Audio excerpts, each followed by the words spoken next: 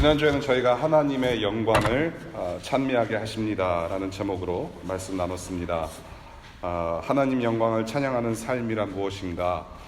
바로 하나님을 사랑하고 거룩을 더욱더 갈망하고 또 말씀을 사랑하며 성령 충만하기를 갈망하는 삶 자체가 바로 하나님께 찬송을 드리는 삶이고 또 하나님께 영광 드리는 삶이다라는 것을 배웠습니다. 또한 이 네 가지가 구원받은 자들로서의 표식이 될 수 있다라는 것을 우리가 함께 나누었습니다.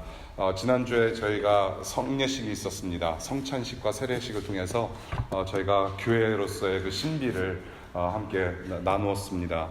감동이 컸습니다. 그 감동에서 끝나는 것이 아니라 저와 여러분들이 기도와 또 격려 속에서 우리가 더욱더 하나 되기를 힘써야 할 것입니다. 오늘 본문은 우리한테 지금 이 순간 우리 DC2DC 교우들, 우리 교회 공동체에게 필요한 기도가 무엇인지를 딱 잘 가르쳐 주시고 있는 것 같아요. 기도, 공동체로서의 기도. 기도 여러분들 굉장히 힘드시죠? 기도가 상당히 힘들어요. 말씀을 읽는 거는 그래도 교과서 좀 읽을 줄 알기 때문에 성경책 읽는 거 그다지 뭐 그렇게 어려운 일은 아니지만은 그 말씀의 생활과 우리의 삶이 이렇게 기도로 연결된다는 것은 굉장히 쉽지 않습니다. 기도를 할 때 우리가 가장 중요한 것은 기도의 대상이 무엇인지 누구인지를 아는 것이 중요하고요. 그래서 우리가 그 기도의 대상을 알 때 비로소 올바른 대화가 나올 수 있다고 생각을 합니다. 또한 여러 가지 기도에 대해서 말씀을 드리고 싶지만은 여러분들 기도라는 것을 물론 시간을 정해서 하는 것도 중요하지만 저와 여러분들의 기도가 굉장히 어려운 이유가 그것 때문이 아닌가 싶어요. 너무나 시간에 딱 맞춰서 하려니까 굉장히 힘든 것이라고 저희가 느끼는데요. 기도를 어떤 시간 정해서 하는 것도 중요하지만은 매 순간 삶의 구석구석에서 계속해서 하나님께 기도하고 말씀드리고 하는 것이 전 더 중요하다고 봅니다.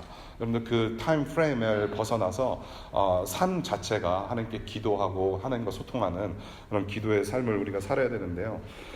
기도 참 힘들어요. 이번 주 설교 준비를 하면서 기도라는 단어로 이행시를 적었습니다. 여러분들 이런 거 좀 적어주시면 좋아요. 제가 이렇게 이행시 던질 때마다 뭔가 좀 특별하지 않습니까, 여러분? 아시는 분들 아시잖아요. 여러분들이 기 하면은 제가 말씀을 드리고 도 하면은 제가 이렇게 말씀을 드릴게요. 기. 진짜 너무한 거 아니에요, 이거? 두려우시죠? 뭔가 썰렁한 거 나올 것 같아서. 다시 한번. 기억하라 하나님을. 도무지 이해되지 않더라도 하나님을 기억하는 행위입니다. 이것이 기억하라 하나님을 도무지 이해되지 않고 정말로 모를지라도 하나님께 의존하는, 하나님을 신뢰하는, 하나님을 기대는 믿음의 행동이 저는 기도라고 봐요. 오늘 바울의 바울이 쓴 이 말씀을 보면서 에베소 교회를 향한 바울의 기도, 그 바울의 간절함, 교회를 향하여서 하나님만을 의존하고자 하는 그 기도와 그 마음이 굉장히 잘 어려 있다고 저는 봐요. 정말 우리가 교회 공동체로서 무엇을 기도해야 되고 어떻게 하나님을 의존하며 살아야 하는지, 오늘 이 바울이 쓴 기도가 바로 지금 2019년에 우리의 기도의 응답으로 사라지기를 바랍니다. 그런 의미를 생각하면서 오늘 본문을 볼게요. 에베소서 1장 15절부터 23절까지의 말씀입니다. 에베소서 1장 15절부터 23절까지의 말씀 보겠습니다. 그러므로 나도 주 예수에 대한 여러분의 믿음과 모든 성도를 향한 사랑을 듣고서 여러분을 두고 끊임없이 감사를 드리고 있으며 내 기도 중에 여러분을 기억합니다. 우리 주 예수 그리스도의 하나님이신 영광의 아버지께서 지혜와 계시의 영을 여러분에게 부추셔서 하나님을 알게 하시고 여러분의 마음의 눈을 밝혀주셔서 하나님의 부르심에 속한 소망이 무엇이며 성도들에게 베푸시는 하나님의 영광스러운 상속이 얼마나 풍성한지를 여러분이 알게 되기를 바랍니다. 또한 믿는 사람들인 우리에게 강한 힘으로 활동하시는 하나님의 능력이 얼마나 엄청나게 큰지를 여러분이 알기 바랍니다. 하나님께서는 이 능력을 그리스도 안에 발휘하셔서 그분을 죽은 사람들 가운데서 살리시고 하늘에서 자기의 오른쪽에 앉히셔서 모든 정권과 권세와 능력과 주권 위에, 그리고 이 세상뿐만 아니라 오는 세상에서 일컬을 모든 이름 위에 뛰어나게 하셨습니다. 하나님께서는 만물을 그리스도의 발 아래 굴복시키시고 그분을 만물 위에 교회의 머리로 삼으셨습니다. 교회는 그리스도의 몸이요 만물 안에서 만물을 충만케 하시는 분의 충만함입니다. 이제 기도하겠습니다. 지금도 우리 가운데 충만함으로 함께 하시는 예수 그리스도의 이름을 높여드립니다. 오늘 이 시간에도 변함없이 주님의 말씀을 눈으로 확인하며 귀로 듣고 저희가 읽고 또 상고하려고 합니다.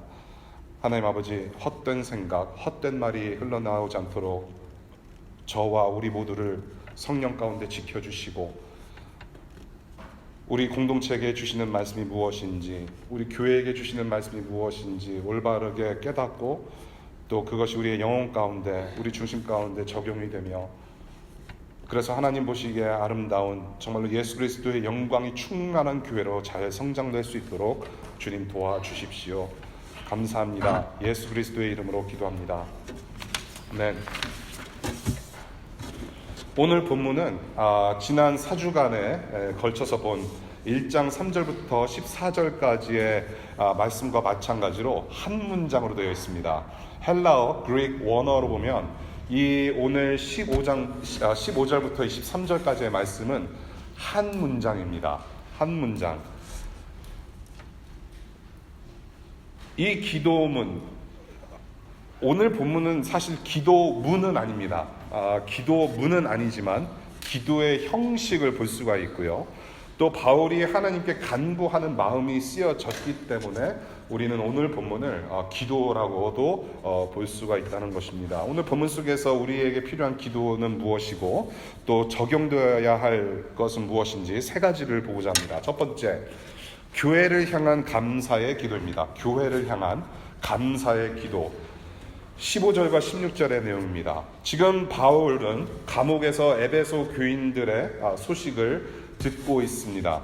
바울은 분명히 감옥 안에 있습니다. 감옥 안에서 에베소 교인들이 얼마나 잘 살아가고 있는지 소식을 듣고 있습니다. 첫 번째로 예수 그리스도에 대한 믿음에 감사를 하고 있고요. 두 번째, 서로 간의 사랑으로 세워짐에 대하여 지금 바울이 감옥 안에서 감사하고 있습니다. 교회라고 하는 공동체는 예수를 향하여서 믿음을 가진 자들의 공동체입니다. 동시에 믿음이 있기에, 그 예수를 향한 믿음이 있기에 하나님을 사랑하고 또 서로를 사랑하는, 그래서 구원을 이루어가는 그런 교회가 된 것입니다. 교회란 바로 그것입니다. 교회는 사랑으로, 믿음으로 하나 되는 공동체라고 보는 것이죠. 믿음은 사랑하고 연결이 됩니다. 믿음은 사랑과 연결이 됩니다. 사랑의 열매가 없으면 하나님을 믿는다고 할 수 없습니다. 이렇게 세워져가는 에베소 교회를 향하여서 이 바울은 지금 끊임없이 감사한다고 기도하고 있습니다. 바울은 지금 감옥에 있지만 에베소 교인들과 여전히 하나입니다. 교회이기 때문에 믿음으로 예수 그리스도를 바라보며 성도와 성도 서로 간을 사랑으로 보살펴주는 교회의 모습을 감옥 안의 바울을 통해서 보게 됩니다. 여러분들이 기도할 때 감사하는 바 있죠? 어떻게 무엇을 감사하십니까? 여러 가지 감사할 내용들이 참 많죠. 우리 삶 속에서 함께 하셔서 선하게 일하시는 주님께 얼마나 감사할 내용이 많습니까, 여러분? 이번 주에 미드텀이라고 기도하셨어요. 미드텀, 페이퍼 줄줄이 있죠. 제가 대학교 다닐 때만 하더라도 그 미드텀과 파이널의 구분이 너무나도 확실했습니다. 그런데 요즘은 그런 구분이 많이 없는 것 같아요. 어떤 특정한 기간에 시험이 많지만은 페이퍼를 써서 제출해야 하고 또 여러 가지 시험을 계속해서 봐야 하는 그런 아주 빡신 스케줄을 여러분들이 감당하고 있는 줄로 알아요. 그럼에도 불구하고 여러분들은 정말로 감사해야 될 것이 참 많다고 생각이 듭니다. 등 따뜻한 데서, 뜨거운 물, 찬물 나오는 데서 잘 먹고 잘 쉬며, 또 남들이 공부하고 싶은데 지금 여러분들은 그 공부를 하고 있습니다. 저도 공부하고 싶은데 이제는 하질 못해요. 그런데 여러분은 하고 있어요. 물론 감사라고 하는 것은 남과 비교해서 감사할 바는 아니지만 여러분들 주변을 돌아보고 여러분들의 삶을 좀 구석구석 챙겨본다면 하나님께 얼마나 감사한 내용이 많은지 몰라요. 평소에 범사에 감사하는 것도 중요합니다. 그러나 우리가 될 수 있도록 하나님께서 우리에게 교회라는 공동체를 선물로 주셨어요. 우리 교회라는 공동체를 주신 우리 주님께 감사함도 잊지 말아야 할 것입니다.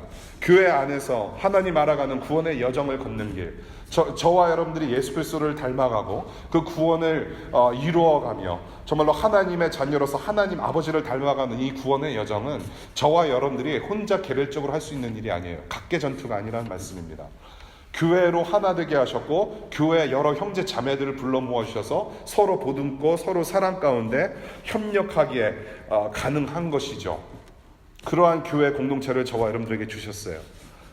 여러분들 오늘 예배하러 들어오시면서 안내팀의 안내를 받으셨고 찬양팀의 반주와 함께 우리가 마음껏 찬양을 했습니다.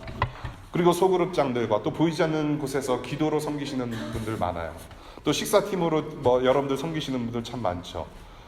그리고 예배에 함께 하는 것 자체 또한 정말로 감사한 일 아닌가 싶어요. 우리 교회 공동체를 생각하면서 참 많이 감사할 수 있기를 바랍니다. 이 DC 한복판에서 믿음과 사랑이 있는 이 교회로 여러분들 감사하실 수 있기를 바랍니다. 저는 조금 더 나아가서 이 지역과 세계의 여러 지역에 흩어져 있는 우리 교회의 소식을 듣고도 감사할 수 있는 우리 DC2DC 공동체 여러분들 되실 수 있기를 권면드립니다. 바울은 지금 에베소 교회 소식을 전달받고 감사하고 있어요. 저와 여러분들도 여러 소식을 많이 접합니다. SNS, 페이스북 통해서 여러 다른 지역교회나 또 우리가 속해 있던 교회 소식을 간간히 듣습니다. 좋은 소식들만 들려지기를 바라요. 그러한 소식들을 듣고 여러분들이 또한 그 교회들로 인하여서 감사하실 수 있기를 바랍니다. 저 교회가 잘 되는 것을 보고 배아파하는 그것은 전혀 아닙니다. 그러면 안 돼요. 우리는 한 하나님, 한 성령 안에서 하나 된 공동체입니다. 잠시 후에 교회의 영광에 대해서 우리가 배울 텐데요. 다른 교회 잘 된다고 해서 배아파할 일 전혀 아니에요. 그것은. 지난주에 살림나눔에서 우리 몇몇 교우님들이 지난 9월부터 우리 교회 예배 참석수가 몇 명인지를 딱 데이터로 그래프로 그리셔서 저한테 보내주셨어요. 그런데 감사하긴 하지만은 6년 전에 제가 그것을 이미 한 1년간 했던 일인데 하지 말자고 했어요. 제 스스로 약속한 일이고 학기 초에는 좀 필요하고 학기 후에 조금 필요할지는 몰라도 식사를 준비하시는 분들을 위해서. 근데 숫자로 예배 참석수를 따지지 말자고 했습니다. 첫 번째, 우리는 숫자에 약해요. 숫자가 많으면 많을수록 성공이라고 생각하는 부분들이 굉장히 많습니다. 세상의 기준이죠. 그 세상에서 생각하는 기준을 가지고 교회를 우리는 그렇게 평가할 수 없다라는 얘기입니다. 교회에서 예배에 참석할지라도 그 예수 그리스도를 중심으로 둔 사람은 몇 명인지가 중요하잖아요. 그런데 그 진정으로 예수 그리스도를 주로 시인하고 구원의 여정을 걷는 사람들은 저와 여러분들의 눈에는 확인이 될 수가 없어요. 여러분들 그 숫자 데이터에 속지 마시기 바랍니다. 여러분들이 신문을 읽으실 때나 뉴스 매개체를 대하실 때에 기독교 수가 감소했다, 교인 수들이 감소했다라는 그런 치수들을 많이 경험을 하실 거예요. 근데 그 치수에 넘어가지 마십시오. 진정한 교회가 누구인지는 오직 하나님만 아십니다, 여러분. 지금 교회의 예배 수는 감소를 할지라도 예수 그리스도를 구주로 영접하는 인원은 그 숫자는 많아질 수 있습니다, 여러분. 세계 곳곳에 교회를 통하여서 복음이 선포가 되고 그 선포된 말씀을 듣고 믿음으로 반응하는 우리의 형제 자매들은 많아질 수 있다는 것이죠. 그 숫자에 우리는 너무나도 약합니다. 그리고 그 숫자를 들어서 다른 교회와 비교하기 쉽습니다. 다른 교회는 2,000명, 3,000명 그래서 건물도 짓는데 왜 우리 교회는 이렇게밖에 안 될까라는 비교의식이 생겨나요. 그것은 사탄이 꾸며내는 계략 중에 하나입니다, 여러분. 우리는 숫자에 넘어가면 안 돼요. 다른 교회와 비교 대상이 아닙니다. 절대로. 저희들은 다른 교회에서 일어나는 좋은 일들, 누가 세례를 받았고 정말로 많은 분들이 예수 그리스도의 복음을 들었다는 것 자체만으로도 우리는 감사할 수 있어야 돼요. 하나님을 찬양할 수 있어야 된다고 봐요. 우리는 모두가 예수 그리스도 안에 있는 한 몸이기 때문에 그렇습니다. 여러분들은 아시는지 지금 노리스 하시는지 모르겠지만은 저희 매주마다 교회 회중 기도 때마다 다른 지역 교회를 위해서도 기도를 하시죠. 그렇게 해달라고 제가 가이드라인을 드렸기 때문에 그래요. 예. 우리 교회라는 우리라는 말 자체가 덜어는 우리의 신앙생활에 참된 하나님을 알아가는 그런 올바른 신앙생활에 폐가 될 수도 있습니다. 교회를 좀 큰 한 몸으로 볼 줄 알아야 돼요. 다른 지역교회를 위해서도 감사하며 하나님 나라라는 큰 그림을 보면서 이 교회의 영광에 여러분들 동참하실 수 있는, 또 감사하실 수 있는 여러분들 되시기를 축원드립니다. 그것이 첫 번째 기도에서 볼 수 있는 내용입니다. 교회를 향한 감사의 기도. 두 번째, 하나님을 더욱 알아가기를 구하는 기도를 바울이 하고 있습니다. 하나님을 더욱 알아가기를 구하는 기도가 또한 우리에게 필요합니다. 17절 후반부부터 23절까지의 말씀이에요. 17절 보면요, 하나님을 알게 하시고, 그리고 18절 알게 되기를 바랍니다. 그리고 19절 알기 바랍니다 라고 쓰여져 있습니다. 한글 성경을 이렇게 보게 되면요, 하나님 알게 되기를 바란다라는 간구가, 그 기도의 제목이 3번이나 언급되어 있는 것처럼 보여집니다. 그런데 원문의 구조를 보게 되면 17절 하나님을 알게 하시고, 영어로는 in the knowledge of him이라고 하면서 후에 어떤 하나님을 더 알아야 하는지 18절과 19절에 조금 더 상세하게 디테일을 남겨준다라고 저는 보고 있어요. 그러니까 하나님을 알게 되기를 바랍니다. Growing in the knowledge of him이라는 프레이즈가 하나고요, 그 프레이즈를 따라서 그 내용을 뒷받침해 줄 만한 내용이 18절과 19절이라는 내용이에요. 자, 18절, 19절 무슨 내용을 알아야 하는가? 18절 부르심에 속한 소망과 장차받을 상속의 풍성함을 알게 되기를 바란다. 뭔가 좀 거창하죠. 바울이 지금 감옥 안에서 굉장히 생각이 많은 것 같아요. 이 단어 하나하나가 big words. 네. 18절 부르심에 속한 소망과 장차 받을 상속의 풍성함을 이 에베소 교인들이 알게 되기를 기도합니다라고 기도하고 있고요. 19절에 하나님의 능력이 얼마나 엄청난지 알게 되기를 기도합니다라고 기도하고 있어요. 18절과 19절 부르심에 속한 이 소망과 장차 받을 상속, 그리고 하나님의 능력이 얼마나 큰지를 알아라. 미래의 소망에 대해서 얘기하고 있습니다. 여러분, 미래의 장차 성도들, 저와 여러분들, 이 전세계 교회가 누릴 미래의 소망, 미래의 복, 미래의 은혜를 얘기를 하고 있어요. 그리고 지금 현재 믿음으로 또한 누리고 있는 복을 이야기를 하고 있습니다. 바울은 에베소 교회에게 무엇을 바라보고 무엇을 보면서 달려가야 하는지를, 목적지를 상기시를 시켜줘요. 그것이 바로 18절 19절의 내용입니다. 그것이 바울의 기도의 내용이었어요. 하나님을 더욱더 알기를 바란다. 어떤 하나님? 이러한 미래의 복을 준비시켜 주시고 지금도 믿음으로 누리게 하시며 앞으로 장차 교회가 누릴 이 엄청난 복, 이 은혜를 우리가 받을 것을 알면 좋겠습니다. 자, 우선 이 18절부터 23절까지, 이 지금 18절 19절에서 무엇이 보이십니까? 자, 15절 봅니다. 15절에 바울이 지금 에베소 교인들을 향해서 무엇을 감사하고 있습니까? 믿음과 사랑에 대하여 감사하고 있습니다. 에베소 교회가 믿음과 사랑 안에서 성장하고 있는 것을 지금 바울이 감사하고 기도하고 있어요. 그리고 지금 여기서는 소망을 이야기합니다. 에베소 교인들을 향하여서 이 소망을 알았으면 좋겠다. 믿음, 소망, 사랑이 오늘 본문 안에 있어요. 여러분들이 가끔씩 보시는 액자, 그리고 달력에 쓰여져 있는 문구, 고린도전서 사랑장 내용, 믿음, 소망, 사랑 중에 제일은 무엇이니라? 어떻게 이렇게 잘 알아요? 달력의 도움을 받으사 액자, 믿음, 소망, 사랑 가운데 제일은 사랑이니라.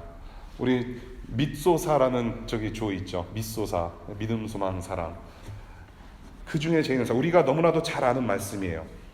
고린도 교회는 바울이 이 중에 지금 제일은 사랑이라고 강조를 해요. 사랑장에서. 그래서 저와 여러분들이 이것을 너무나도 잘 알고 있어요. 똑같은 저자, 에베소의 편지를 쓴 똑같은 저자 바울이라는 사람이 고린도 교회를 향하여서는 사랑을 강조해요. 믿음과 소망 안에서 고린도 교회는 나름대로 잘 뭉쳤던 것 같아요. 그런데 이 교회 안에 지금 성령의 은사가 난무해요. 그러니까 예배가 되지 않도록 질서가 굉장히 어지럽힌 상태이란 말이죠. 그러니까 성령의 은사, 가령 예를 들어서 방언이 막 터지고 막 아무나 예언을 하고 있단 말이에요. 근데 그러한 고린도 교회의 예배의 질서를 보고 바울은 자, 믿음 소망 잘 뭉치고 뭐 이렇게 다 하는 것은 좋지만은 사랑을 강조해요. 사랑이 없으면 이렇게 하는 것도 아무것도 아니다. 울리는 꽹과리다라고 강조를 하는 것이 바로 믿음, 소망, 사랑이 들어가 있는 고린도 전서의 사랑장이에요. 사랑을 강조해요. 사랑이 없으면 아무리 방언 터져도 예언을 할지라도 말씀 잘 할지라도 사랑 없으면 꽹과리다. 에베소 교회를 향하여서는 믿음과 사랑에 대해서는 정말로 감사한데 지금 너희들이 에베소 교회 여러분이 붙잡고 나아가야 할 바는 무엇이냐? 바로 소망이 필요하다. 그것을 붙들고 살지 않으면 안 된다라는 것을 기도의 내용으로 강조하고 있어요. 바울은 왜 소망을 간구하며 강조를 할까요? 그 당시 이 에베소라는 이 지역의 상황이 그래서일지도 모른다는 생각이 들어요. 우리 21절 볼게요. 21절. 모든 정권과 권세와 능력과 주권 위에 그리고 이 세상뿐만 아니라 오는 세상에서 일컬을 모든 이름 위에 뛰어나게 예수 그리스도의 이름을 높여주셨습니다라고 기도를 하는데요. 정권, 권세, 능력, 주권 이 모든 것들이 지금 에베소라는 도시 안에서 지금 만연하고 있다라는 것이죠. 에베소라는 지역이 굉장히 유명한 큰 도시입니다. 굉장히 큰 도시예요.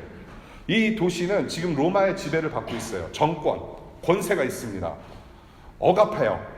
세금도 걷어들여서 로만 엠파이어에 갖다 바쳐야 돼요. 굉장히 상업적으로 굉장히 활발한 도시입니다. 상업적으로 활발해요. 돈이 많아요. 로마 제국의 지배를 받으면서도 억압을 받으면서도 세금을 바쳐가면서도 거기에는 우상이 있어요. 어떤 우상? 물질의 우상들이 많아요. 내가 너희들을 물질로 성공시켜주겠다라는 우상이 만연해요. 그런 능력을 부리는 어떤 마술사도 있다란 말이죠. 몸의 건강을 지켜주겠노라 그렇게 마술 부리는 사람들도 많았다라는 얘기예요. 굉장히 혼잡한 그런 도시입니다. 그런 도시, 정권과 권세와 능력과 주권 위에 지금 너희들이 살아가고 그런 지금 상황에서 지금 너희들이 믿음과 소망으로 살아가고 있는데 그런 세상 에베소 도시의 그런 상황을 보게 되면은 소망이 없어질 수도 있다. 세상의 가치관을 살아갈 수밖에 없는 에베소 교인들을 향하여서 너희들이 붙잡아야 될 것은 한 가지, 예수 안의 소망이다. 소망을 강조해요. 그 모든 유혹의 영향을 받고 있는 에베소 교인들에게 소망을 가르쳐요. 그 소망을 계속해서 알기를 원한다. 저와 여러분들이 살아가고 있는 이 워싱턴 DC의 상황도 별반 다르지 않다라고 봐요. 그렇죠? 복잡해요. 이 지금 18절과 19절에서 말하는 이 소망, 부르심에 속한 소망과 장차받을 상속, 앞으로 미래에 우리가 받을 것들, 기업, 그리고 하나님의 능력이 얼마나 큰지 조금 더 구체적으로 바울이 풀어서 씁니다. 얼마나 엄청난 것인지를 바로 20절부터 23절까지 바울이 상세하게 얘기를 해줘요. 우리가 알아야 할 부르심에 속한 소망, 그리고 장차받을 기업, 상속, 그리고 엄청나게 큰 이 하나님의 능력이 무엇인가, 이것을 우리가 알아야 되는데 지금 기도가 그것을 알게 해달라고 기도를 하고 있는데 그 구체적인 내용은 무엇인가? 바로 20절부터 23절까지의 내용입니다. 그것을 한마디로 표현하자면 교회의 영광입니다. The glory of the church. 교회의 영광을 이야기를 해요. 20절부터 23절까지. 그것이 바로 너희들이 알기를 바란다. 교회의 영광스러운 정체성 안에 지금 에베소 교인들이여 여러분들이 그 안에 있다. 그것을 알기를 바란다라고 바울이 힘주어 얘기를 하고 있어요.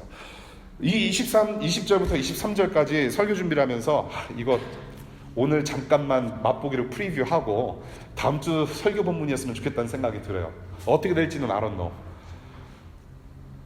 만약에 그렇다고 한다면 뭐 그런 줄 알고 해야죠. 사람의 진도보다는 성령의 진도 나가는 게 중요하잖아요. 이 20절부터 23절까지는 이 사실은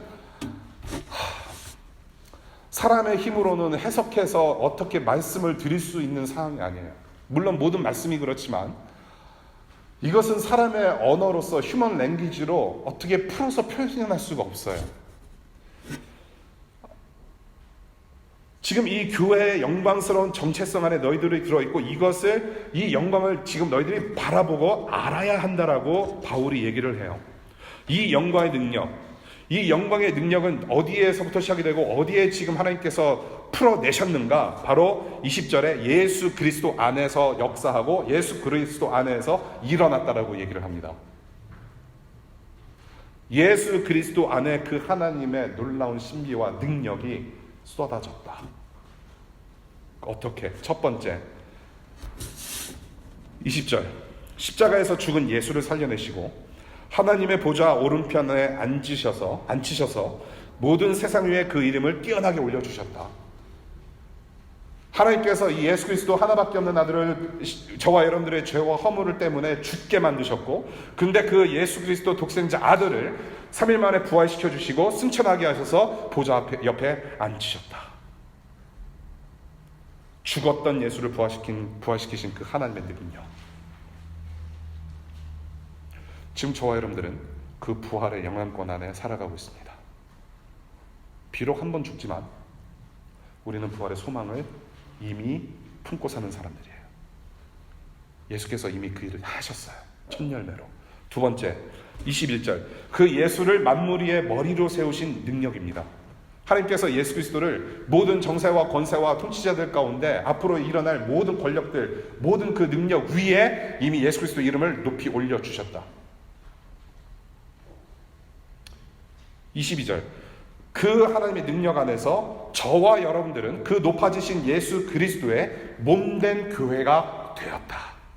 저와 여러분들의 머리는 예수 그리스도예요. 그리고 하나님의 나라는 거기서 끝나지 않아요. 네 번째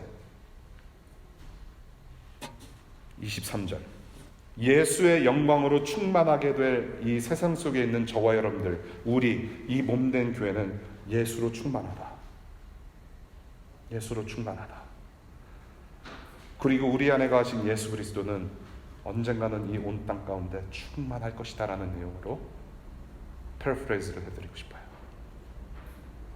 지금 20절부터 23절까지 그 교회의 영광스러운 정체, 예수 안에서 우리가 누리고 있는 이 영광스러운 정체를 너희가 알아가야 되고, 그리고 이것을 바라보고 달려가야 한다. 하나님의 영광으로 풍성히 충만하게 가득 찰 그분의 나라 완성의 날까지 이 소망을 바라보고 가야 한다. 지금 이렇게 설명드리면 이게 도대체 영광스럽게 안 다가올 수도 있어요.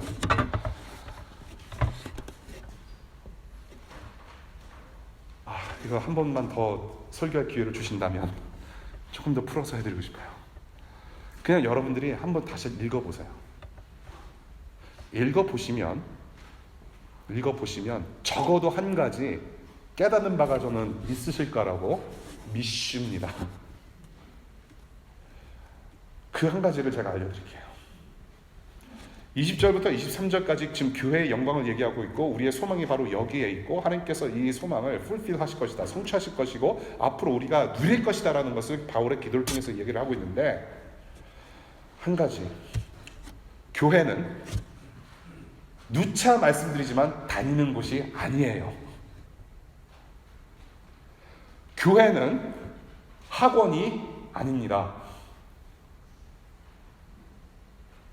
적어도 DC to DC, 워싱턴 DC 한인교회 교우님이 되셔서 새가족반을 마치시고 적어도 예배 한 번이라도 드려보신 우리 교회 가족이라면 다른 곳에서든지 우리 교회 안에서든지 너 어느 교회 다녀? 나는 이 교회 다녀라고 말씀하지 않으셨으면 좋겠어요. 왜냐하면 오늘 본문을 보니까 교회는 다니는 곳이 아니기 때문에 그래요. 성경에서는 교회는 다니는 곳이라고 말하고 있지 않아요. 2000년 기독교의 역사상 가장 비극적인 순간들이 여러 개가 있는데요. 제가 적어도 5개는 들 수가 있어요. 그 중에 한 가지 비극은 뭐냐? 교회는 다니는 곳이 되어버렸어요. 언제부턴가 예배 숫자, 참석 숫자 세기 시작했고요. 예. 그 숫자를 들이대면서 교회끼리 비교를 하기 시작해요. 그래서 교회 예배에 와서 예배를 한 것이 교회 다니는 사람이 되어버린 거예요. 아무런 믿음도 없는데. 아직도 여전히 인생의 조종관은 내가 잡고 있고 예수 그리스도가 주인이 아님에도 불구하고 교회 예배를 다녔기 때문에 교회 다닌 사람이 되었고 교회를 다녔기 때문에 자동적으로 크리스천이 되는 경우들이 많다는 얘기입니다. 그것이 2000년 기독교 역사의 가장 비극적인 일이에요. 저는 그 비극을 DC에서 깨고 싶어요. 말씀대로 살아보고 싶어요. 저와 여러분들이 그런 좀 노력을 좀 했으면 좋겠어요. 적어도 교회에 대해서 우리가 표현을 할 때 너 어느 교회 다녀? 나는 어느 교회 다녀라고 말하지 않았으면 좋겠어요. 여러분들의 믿는 바가 그대로 말로 나오기 마련이에요. 예.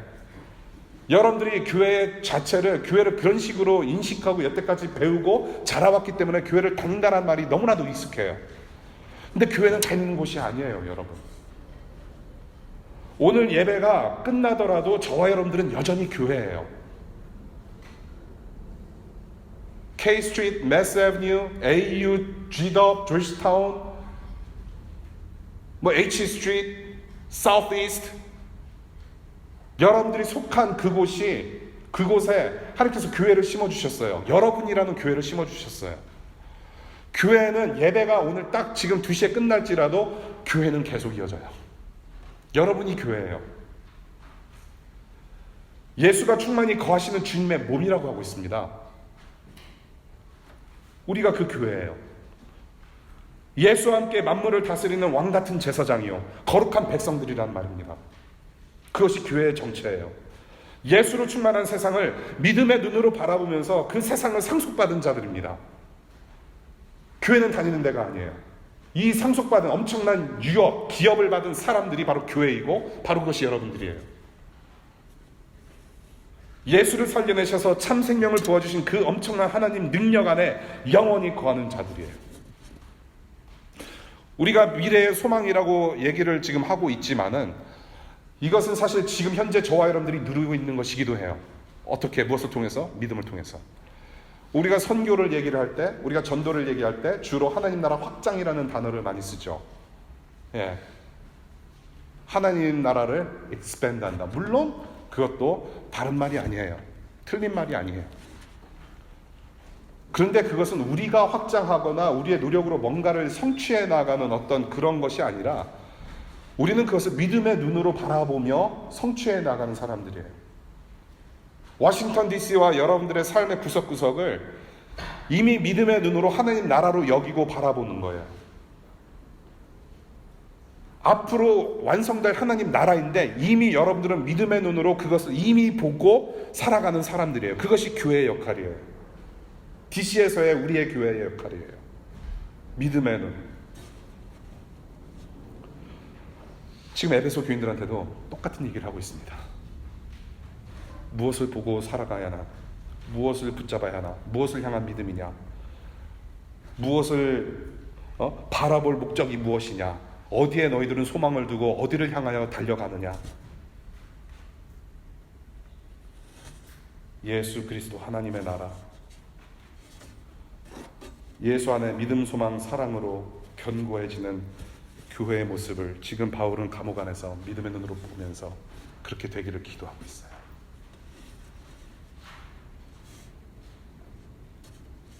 소망, 이제는 절망이 아닌 소망을 바라보는 사람들입니다, 여러분. 우리는 우리의 절망은 끝났어요. 물론 우리가 리니어한 삶의 시간을 살아가면서 여러 가지 고통과 고난은 있을 수 있습니다. 우리는 또 죄와 싸워야 되는 의무가 있어요. 우리의 삶은 이게 굉장히 순탄치는 않을 것입니다. 그럼에도 불구하고 저와 여러분들의 절망은 예수 그리스도의 십자가 위에서 다 끝났어요. 이미 끝난 싸움을 우리는 싸워가고 있습니다. 우리는 절망을 향해서 살아가는 것이 아니라 소망을 향하여 살아가는 사람들입니다. 복음의 사람들이에요.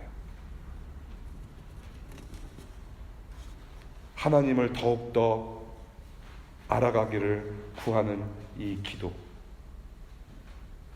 지금 하나님의 영광, 그 교회의 영광을 알게 되기를 바란다. 교회는 지식, 이 지식을 바탕으로 계속해서 성장해야 합니다.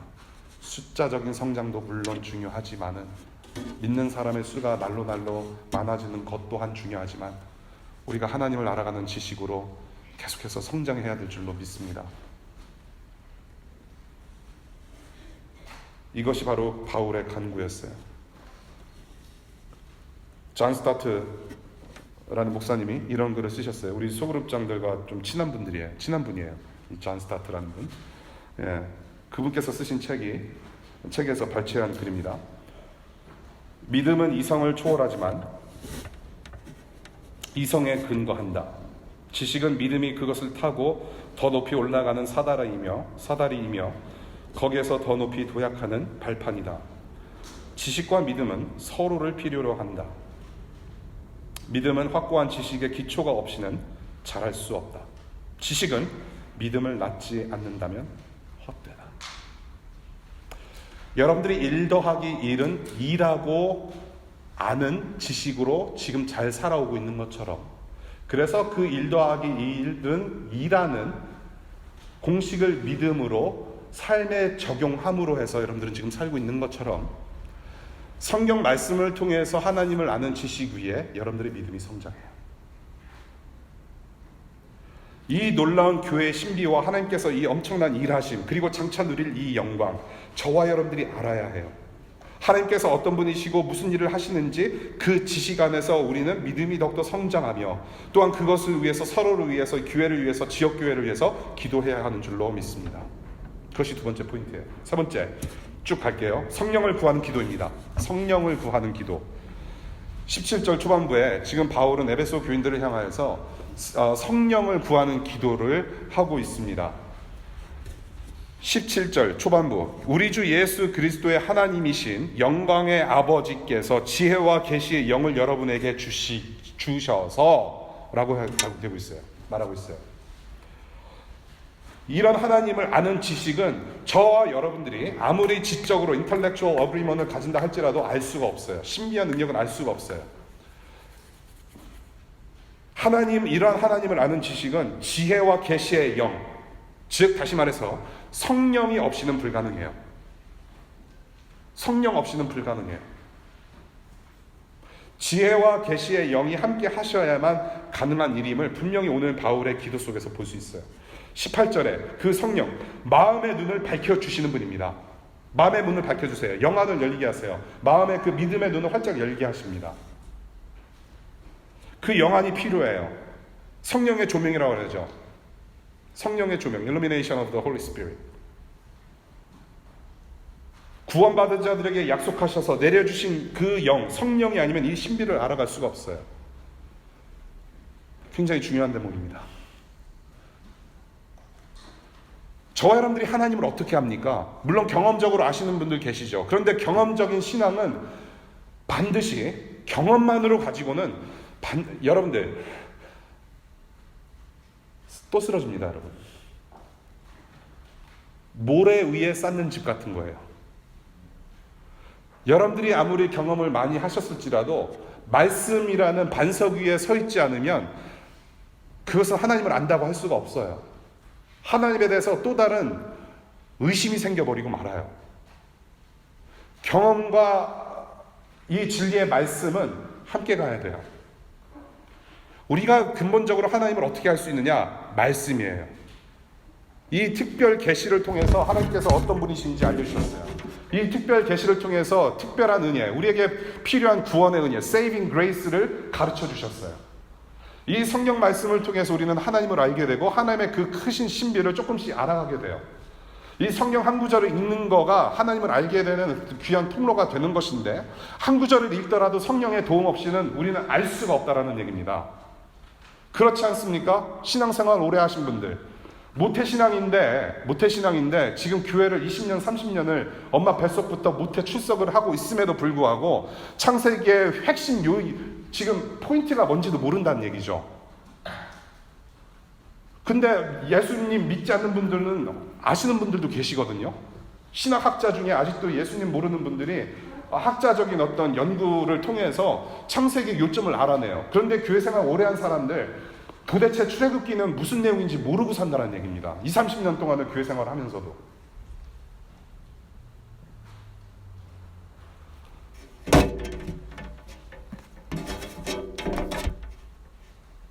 성령 없이는 우리는 하나님을 알 수가 없어요. 말씀을 통해서 우리는 하나님을 알게 되고, 말씀을 통해서 하나님께서 어떤 분이신지를 계속해서 알게 되고, 그래서 지금 현존하시는 그 하나님을 우리가 체험하면서 우리가 예수님을 닮아가는 구원의 여정을 살아가고 있는데, 이 성령의 도움 없이는 가능하지 않아요, 여러분. 적어도 최소한이라도 여러분들 노력하실 수 있기를 바라요. 어떤 노력이냐? 기도하십시오. 우리 교회 교우님들한테 일주일에 한 번씩 공지 이메일을 보내드려요. 이제는 제 이름을 조금 안 드러내기 위해서 DC to DC 공식 이메일로 보내드려요. 예. 거기에 제가 매주마다 우리가 함께 듣게 될 말씀의 본문을 미리 읽어오시라고 보내드려요. 읽어오십시오. 혹시라도 다른 교회에서 방문하셔서 지금 예배 참석하신 분들도 다음 주에 여러분들의 교회, 지역교회로 다시 돌아가시걸랑 미리 그 교회 설교자분한테 본문을 좀 미리 주십시오라고 매주 요청하셨으면 좋겠어요. 그냥 아무런 생각 없이 서프라이즈로 앉아서 그냥 말씀을 이런 말씀이구나라고 듣는 것보다 한 번이라도 보고 오시라는 말씀이에요. 아무런 생각 없이 와가지고 말씀을 듣는데 저 목사 설교 왜 이렇게 어려워? 뭐 별다른 예화도 없고 저거 밋밋하고 졸리기만 하고 이건 뭐 수면제가 따로 없네 하면서 좀 멋지게 치장도 하고 오셨고 샤워도 하고 오셨는데 우버 타고 메트로 타고 와서 이제 주무시는 분들 계시고, 물론 괜찮아요, 주무셔도. 예, 이런 데서 주무시는 거 좋아요. 예, 괜찮아요. 근데 서프라이즈란 말이에요. 주일 예배가 서프라이즈예요. 아무런 마음 준비도 없이 찬양하고 하나님께 올려드리면서 내 삶을 주님께 드린다 하면서, 여러분들 삶을 주님께 드리는 게 얼마나 무서운 일인지 아세요? 그런데 일주일 동안 내내 준비 없이 주님께 삶을 드리네, 지금 반주에 내 목소리를 얹혀서 우리가 고백한다 한들 주님께서 그 고백 받아주실까요? 여러분들 삶을 바친다는 게 얼마나 무서운 말씀인지 아세요? 그 찬양을 하고 있는 우리가 얼마나 무서운 고백하고 있는지 아십니까? 찬양도 듣고 오십시오.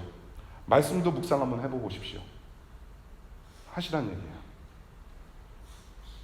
우리가 지난 수십 년 동안 해왔던 어떤 신앙생활의 잘못된 버릇을 좀 고치면서 우리 제대로 한번 하나님 믿어보자는 얘기예요. 말씀을 읽으실 때, 미리 본문을 읽으실 때, 여러분들이 말씀으로 묵상하실 때, 속으로 파실 때 미리 본문을 보세요. 그리고 성령님 도와주십시오. 거기서 분명히 은혜가 있을 거예요.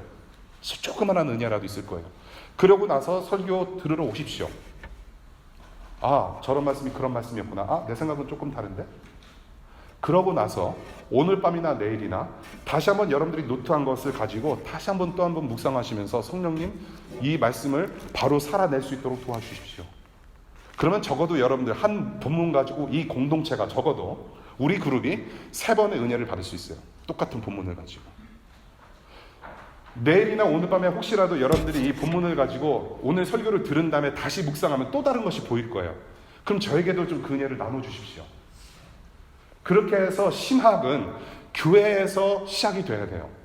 신학은 신학자들, 신학교의 어떤 결과물이 아니라고 저는 봐요. 교회 안에서 우리가 말씀을 살아내야 되는 어떤 발버둥, 몸부림치면서 나와야 하는 것이 신학이고 말씀의 삶이라는 거예요. 성령의 도우심을 간절히 구하시기를 바랍니다, 여러분. 저 역시 마찬가지. 여러분들이 개별적으로도 개인적으로도 말씀을 읽을 때 말씀이 무엇인지 밝혀주시는 그 성령의 인도하심 있기를 바랍니다. 물론 설교자를 위해서 기도하는 것도 중요합니다. 설교자가 헛소리는 말아야죠. 성경 본문을 한번 읽는 것도 굉장한 설교입니다, 여러분. 사실 설교는, 최고의 설교는 말씀이에요. 말씀을 제대로 큰 소리를 한번 읽는 것 또한 성령께서 충분한 감동 주실 수 있어요. 물론 설교자를 위해서도 기도를 하지만은 설교자만 가지고 되는 일이 아니라는 것을 다시 한번 말씀을 드리고 싶어요. 여러분들의 마음밭을 위해서 기도하시기 바랍니다. 함께 누리는 은혜를 위해서 기도하시기를 바라요. 아무리 설교자가 설교를 명료하게 잘 한다 한들 여러분들의 마음밭이 가시밭이고 돌밭이면은 아무리 떨어져도 소용없어요. 앞으로 여러분들이 어느 교회에 소속되시든지 간에 적어도 우리 교회에 앞으로 몇 년 계실 거라면 우리 모두를 위해서 함께 기도하고 이 말씀 안에서 성장하고 하나님을 더욱더 알아가며 그 성령의 도우심을 쫓아서 정말 우리가 성장할 수 있는 우리 공동체 될 수 있기를 바랍니다.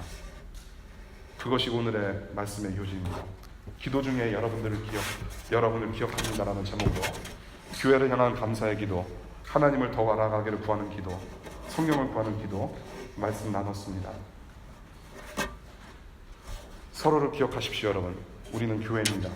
개인 기도 제목도 중요하지만 또한 DC 안에서 범람하고 있는 모든 네트워크도 중요하지만 우리가 주중에 이렇게 서로를 기억하고 정말로 자라가려고 하는 그 노력 속에서 우리가 더욱더 영적인 네트워크 튼튼히 단단하게 이루어갔으면 좋겠어요. 그러한 여러분들 되시기를 바라고 이러한 바울의 기도의 응답이 바로 우리 DC2DC이기를 간절히 축복하고 기원합니다. 기도하시겠습니다.